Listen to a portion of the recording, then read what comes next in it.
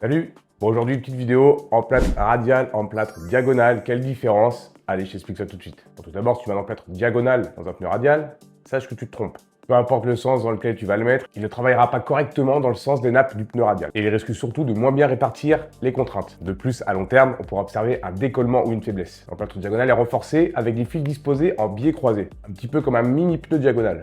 Donc si tu le colles sur un pneu radial, ces renforts ne suivent pas les nappes de la carcasse et donc ça ne travaille pas dans le même sens. Ça apporte aussi une rigidité parasite, car le renfort diagonal crée une zone rigide en biais sur une carcasse qui, elle, fléchit librement radialement. Ça génère une contrainte mécanique décollante sur les bords de l'emplâtre. Et donc ça apporte un gros risque de délamination. Faut pas ignorer la répartition des efforts. Sur un radial, les efforts de roulage passent surtout par la direction radiale, flexion verticale, tandis que ton emplâtre diagonal, lui, absorbe mieux les efforts croisés. Du coup, il ne suit pas la déformation naturelle du pneu radial. On peut aussi parler d'échauffement localisé, car l'emplâtre, du coup, ne travaille pas comme il faut, ce qui amène donc un vieillissement accéléré. Voilà les vraies différences qu'il y a sur ces deux emplâtres. Bien entendu, si t'as pas le choix, tu peux toujours mettre un emplâtre radial dans un diago et diago dans un radial, mais ça doit rester vraiment du provisoire. Et idéalement, essayer d'y mettre une chambre à air.